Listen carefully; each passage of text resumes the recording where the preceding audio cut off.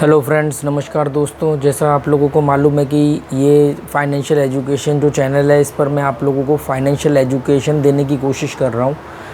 और financial education का मतलब ये नहीं कि मैं कोई अर्थशास्त्री हूँ। एक बेसिक एजुकेशन जो फाइनेंशियल की है वो हमें आनी चाहिए, जो हमें हमारा समाज या स्कूल नहीं सिखाता है। पहले फिर भी हम लोग अपने दिनचर्या के थ्रू सीख जाया करते थे। जब हम लोग नगद में व्यापार करते थे, बच्चे खुद पैसे लेकर के चॉकलेट टॉफ़ी ख़रीदने जाते थे, उनको मालूम पड़ता था कि कैसे पैसे वापस लाने हैं, कैसे गिनना है पैसा, कितना पैसा का सामान आएगा, उसमें से कितना कम होगा। हम सिखाते थे, बच्चे खुद भी सीखते थे। पर आज की डेट में गूगल पे और इंटरनेट का ज़माना है, तो इसलिए मैंने ये चैनल बनाया कि फाइनेंशियल एजुकेशन बहुत ज़रूरी है। नहीं तो आप लोग ज़्यादा पैसा कमा करके उससे कम रिटर्न लोगे।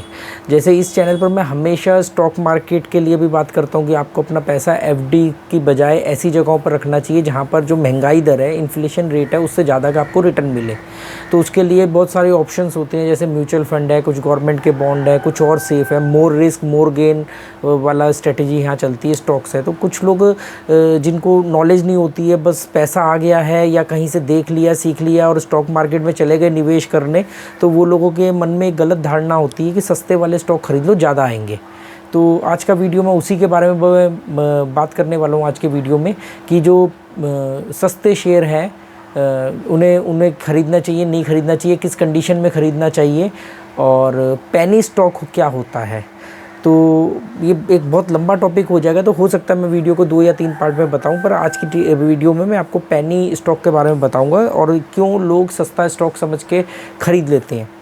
देखो होता क्या है दोस्तों, पेनी स्टॉक बोलते हैं इंडिया के अंदर। पेनी स्टॉक का मतलब होता है जो सिंगल डिजिट में स्टॉक हो, मतलब 10 रुपये से नीचे तक के स्टॉक को, जिसका प्राइस 10 रुपये से नीचे का हो, उसको पेनी स्टॉक कहा जाता है।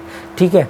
और यूएस मार्केट में चले जाओगे तो वहाँ शायद $5 तक के स्टॉक को बोला जाता है। तो होता ये है कि पेनी स्टॉक, एक तो कंपनी ने ही अपने स्टॉक का प्राइस कम लॉन्च किया, मतलब जब वो पहली बार आईपीओ आया, ऐसा बहुत कम होता है। दूसरा, एक स्टॉक जिसकी मार्केट वैल्यू डाउन होते होते होते होते 10 रुपये से नीचे आ गई, अब वो पेनी स्टॉक बन गया।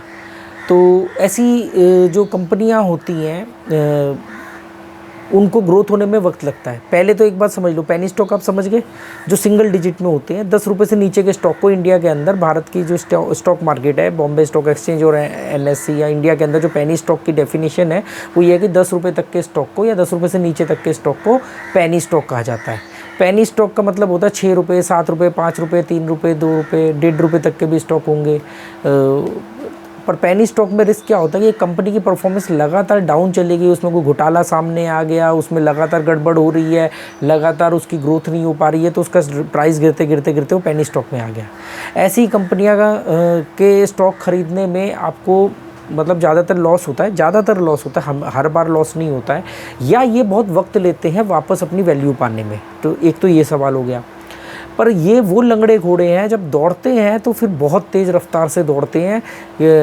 मान लो कोई कंपनी है, उसका बिल्कुल दिवालिया घोषित हो गया या बहुत घाटा हो गया, उसको लॉस हो गया और वो 10 रुपये से नीचे आ गई।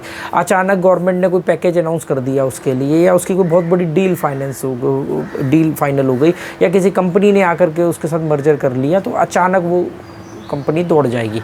तो पेनी स्टॉक में भी आप ये देख सकते हो कि वो लार्ज कैप है, मतलब उसकी कितना मार्केट कैपिटल है, कितना उसके ऊपर डेप्थ बोलते हैं ना, डेप्थ कर्जा है उसके ऊपर, ये सब, उसका एक्सपेंस रेशो क्या है, ये सब चीज़ के। तो पेनी स्टॉक का मतलब समझ गए, छोटा स्टॉक होता है, इसी को सिर्फ 100% नहीं खरीदना। अब क्या है, जिनको नॉलेज नहीं है वो कहते हैं अरे यार ये सस्ता है, तो ये हमारे 10, 20, 50 हज़ार रुपये में तो ज़्यादा आएंगे, तो ये ज़्यादा आएंगे तो फिर ज़्यादा प्रॉफिट होगा। ऐसा नहीं होता है।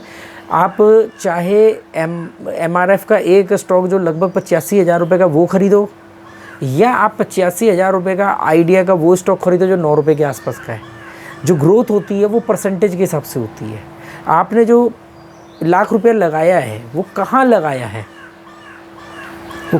है, इसके पीछे भी गणित है। कंपनियां क्यों अपने स्टॉक के प्राइस बढ़ने नहीं देती, जैसे उनके प्राइस के स्टॉक बढ़ते हैं तो वो FPO लेके आती हैं, FPO और ले आती हैं, फिर उसको तोड़ देती हैं, उसको डिवाइड कर देती हैं और क्वांटिटी बढ़ा देती है, रेट कम करती हैं।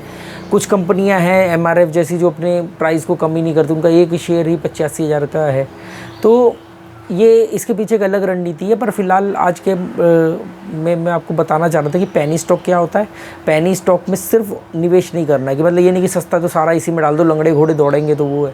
लंगड़े घोड़े जो है वो जब दौड़ेंगे तो वो उसके शॉर्ट नहीं होता है, और कब दौड़ेंगे ये भी। तो एक पोर्टफोलियो बनता है, उसमें कुछ आप स्मॉल कैप रखते हो, कुछ मीडियम कैप रखते हो, कुछ लार्ज कैप कंपनी के स्टॉक रखते हो। फिर उसके बाद में कुछ पेनी स्टॉक, मतलब छोटा मोटा अमाउंट ऐसा डाल दिया कि कभी गया तो एकदम बूम पे जाएगा, वो उसके लिए आपने एक एक्स्ट्रा वो अमाउंट डाला जो अगर आपको मालूम पड़े चले भी जाए तो आपको कोई नुकसान ना हो, मतलब आपका पोर्टफोलियो डिस्टर्ब ना हो। फिर किस एज में आप कितना रिस्क ले रहे हो। एक 25 साल का व्यक्ति पेनी स्टॉक खरीद रहा है और एक 50 साल के व्यक्ति पेनी स्टॉक खरीद रहा है, तो इसमें बहुत बड़ा फ़र्क है कि उसको खरीदना चाहिए कि नहीं खरीदना चाहिए। क्योंकि उसके 25 साल वाले के पास अभी बहुत मौका है, बहुत पेशेंस है, मतलब उसके पास ज़्यादा वक्त है इंतज़ार करने का, वो अभी एनर्जेटिक है, पैसा कमा रहा है। और एक वहीं पर एक अधेड़ उम्र पार कर चुका व्यक्ति अगर इस तरह के रिस्क लेगा, तो ये रिस्क, एज, इन्वेस्टमेंट अमाउंट, किस जगह पर डालना, ये सब एक अनुपात में जब आएंगे तब आप ग्रोथ करोगे। तो फाइनेंशियल एजुकेशन मैं इसीलिए बताता हूँ दोस्तों, बहुत ज़रूरी है। और इंडिया में एक बहुत बड़ी हमारी बदकिस्मती है कि फाइनेंशियल एजुकेशन जो है वो पर्टिकुलर फील्ड के लोगों को दी जाती है, आम पब्लिक को नहीं दी जाती। मतलब अगर आपने कॉलेज किया है, MBA किया है और आपकी नौकरी लग गई है, सॉफ्टवेयर इंजीनियर हो, तो आपको फाइनेंशियल एजुकेशन नहीं दी जाएगी।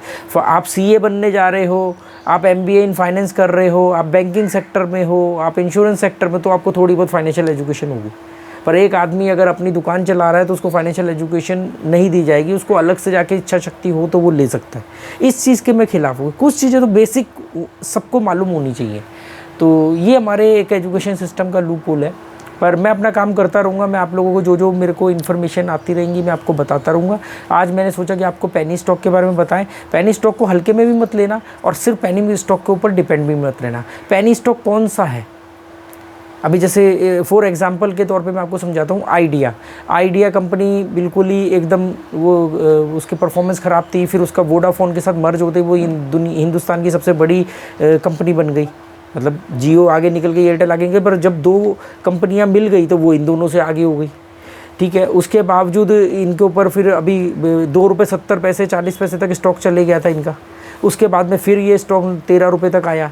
उसके बाद में फिर इनके ऊपर वो लगा कि इतना फ़ाइन लगा दिया गया है, फिर ये स्टॉक वापस 5 रुपये से नीचे पहुंच गया। फिर अचानक कोर्ट इनको फैसला देता है इनके हक़ में कि ठीक है हम आपको 20 साल का वक्त देते हैं, अब आप पार्ट में पेमेंट जमा कर सकते हो। ये फिर इनका स्टॉक 9 रुपये पे आ गया।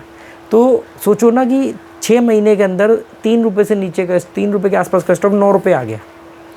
उससे पहले वो 2 साल के अंदर 13 रुपये से 2 रुपये 70 पैसे से 13 रुपये और 13 रुपये से वापस 5 रुपये से नीचे आ चुका है। तो ये बहुत सारी चीज़ें होती हैं। इन चीज़ों को अगर आप समझ के स्टडी करके अपने पैसे को डाइवर्सिफाई रखते हुए इन्वेस्ट करोगे, अपनी एज को साथ में लेते हुए, तो आपको स्टॉक मार्केट में कभी नुकसान नहीं होगा। और सिर्फ स्टॉक मार्केट के भरोसे भी नहीं रहना है ना। और सारा पैसा एक साथ एक वक्त में नहीं लगाना है। आपने इन्वेस्टमेंट किया हुआ है पर आपको कुछ पैसा रुक के चलना है। मान लो कुछ भी ऐसा कांड हो गया कि स्टॉक मार्केट धड़ाधड़ नीचे आ गई, तो आपको तो खुश होने की ज़रूरत है, क्योंकि आपको उस समय बाइंग अपॉर्चुनिटी मिल रही है, क्योंकि आपने फ़ंड रखा हुआ है। अब आपने सारा फंड तो लगा डाला, अब आपके पास नीचे आने का स्कोप नहीं है, आप चाहोगे सिर्फ ऊपर ही जाए। तो ये एक बहुत बड़ा वो है कि आपको सारा पैसा नहीं लगाना है, एक साथ नहीं लगाना है, एक ही सेक्टर में नहीं लगाना है, एक ही स्टॉक में नहीं लगाना है, एक ही कैटेगरी में नहीं लगाना है। कैटेगरी मतलब स्मॉल कैप, लार्ज कैप, और सिर्फ लार्ज कैप में लगाते हो वो डिपेंड करता है आपकी एज क्या है और कितना आप सेव करना चाहते हो। मतलब आपके पास और सेफ सिक्योर है तो फिर आप एक बार को चांस ले सकते हो रिस्क वगैरह। नहीं तो अपना लार्ज कैप सबसे बढ़िया, ब्लू चिप कंपनियों में स्टॉक लगाओ। ब्लू चिप कंपनियां किसको बोलते हैं ये भी हम आने वाले वीडियो में बात करेंगे, और बहुत सारे उदाहरण लेकर के आपको समझाऊंगा। अभी थोड़ा मैं कम्युनिटी इस वीडियो चैनल पर बढ़ने की वेट कर रहा हूँ, क्योंकि क्या होगा कि कुछ चीज़ें जो है वो अभी बता देंगे तो फिर क्या होता है कि वो बाद में जो लोग आते हैं फिर वो वही सवाल करते हैं। तो कुछ चीज़ें ऐसी हैं कि पहले बेसिक लेवल पर स्टेप 1, स्टेप 2, स्टेप 3।